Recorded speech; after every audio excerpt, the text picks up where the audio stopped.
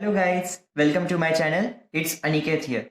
तो अब तक हमने देखा concept of stresses, concept of strain, stress strain diagram, Hooke's law, modulus of elasticity, factor of safety and margin of safety. तो आज के इस वीडियो में हम देखने वाले हैं analysis of axially loaded prismatic bars with end loads, उसे हम डेरिवेशन ऑफ डिफॉर्मेशन भी कहते हैं। Then principle of superposition, then modular ratio, linear strain, lateral strain, and volumetric strain. So let's start.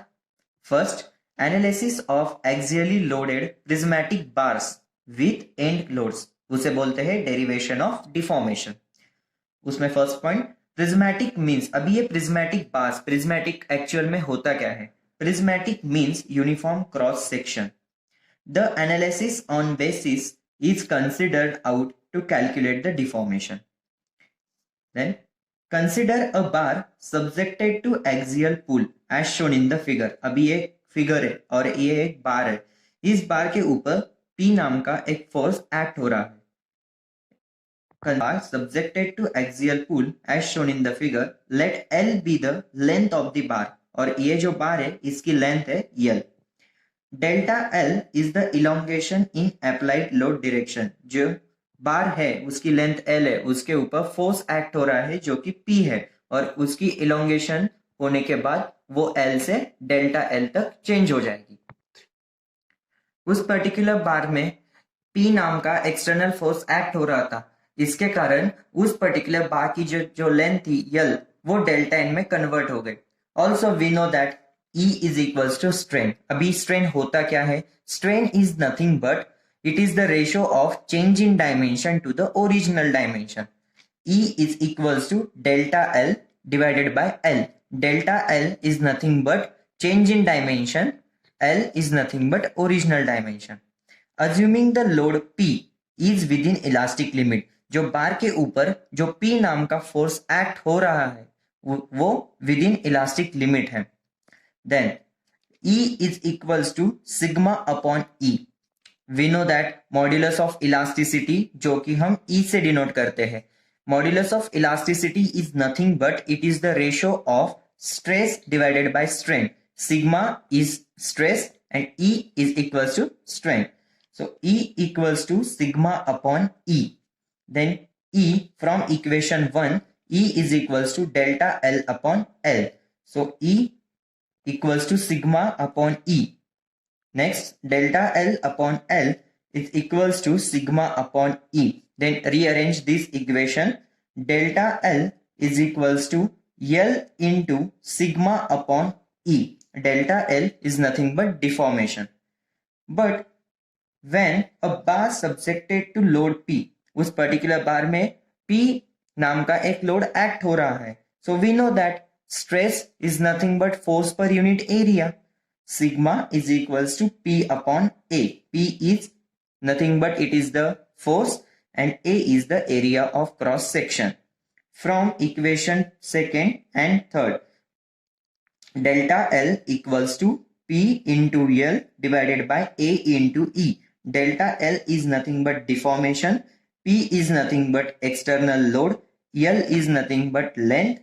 A is the area of cross section. E is the modulus of elasticity. ये equation है deformation due to axial load. ये particular equation delta L is equals to P into L divided by A into E एक particular material का deformation find out करने के लिए use होता है. अभी हमने देखा डेरिवेशन ऑफ डिफॉर्मेशन. अगला टॉपिक है principle of superposition. When a member is subjected to the forces on its external as well as internal section, then it is very difficult to determine the deformation of this member. मतलब कोई भी member के ऊपर external forces act होने के बाद वो particular member का डिफॉर्मेशन निकालना डिफिकल्ट हो जाता है. To determine the deformation, the forces on the member are split up in such a way that it maintains the equilibrium of individual as well as whole number. Then, what is principle of superposition? Principle of superposition is nothing but the net deformation of the member is the algebraic sum of deformations of each individual part. This is called as principle of superposition. अभी deformation हमने देखा है when the body is subjected to some external forces. It undergoes changing its size and shape is known as deformation. यहाँ पे जो net deformation होता है कोई भी मेंबर का वो हम डेल्टा एल से डिनोट करते हैं और वो इक्वल होता है, किसके इक्वल होता है? Algebraic sum of deformations of each individual member. मतलब delta L1 plus delta L2 plus delta L3 up to delta Ln के इक्वल होता है. Equation is this, delta L is equals to delta L1 plus delta L2 plus delta L3. अभी हम देखने वाले हैं modular ratio. ये modular ratio होता क्या है? It is the ratio of modulus of elasticity of two material. यहाँ पे कोई भी दो मटेरियल हम कंसिडर करते हैं और उनकी जो मॉड्यूलस ऑफ इलास्टिसिटी होती है वो दो मटेरियल की, उनका हम रेशो लेते हैं. It is the ratio of modulus of elasticity of two material. और ये जो मॉड्यूलर रेशो होता है वो हम स्मॉल m से डिनोट करते हैं. It is denoted by m और उसका जो फॉर्मूला होता है m is equals to E1 upon E2. E1 यानी कि modulus of elasticity of first material and E2 is modulus of elasticity of second material.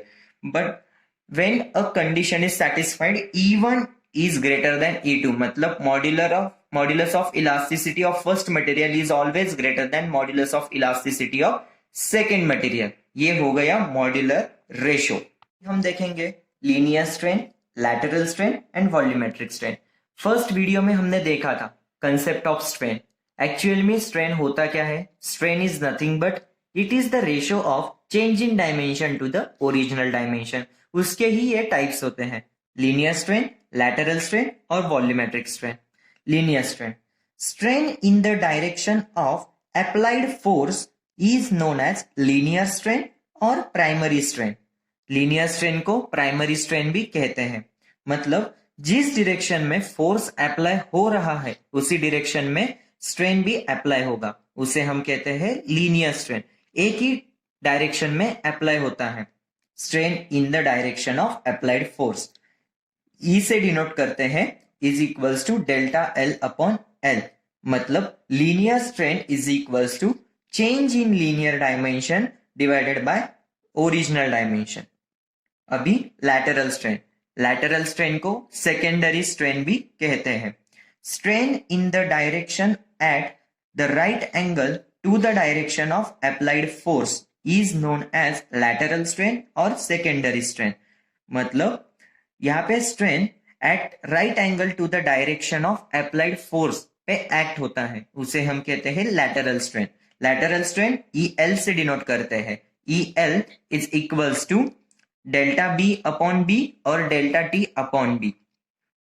EL जो कि lateral strain है वो इक्वल टू होता है change in lateral strain divided by original strain.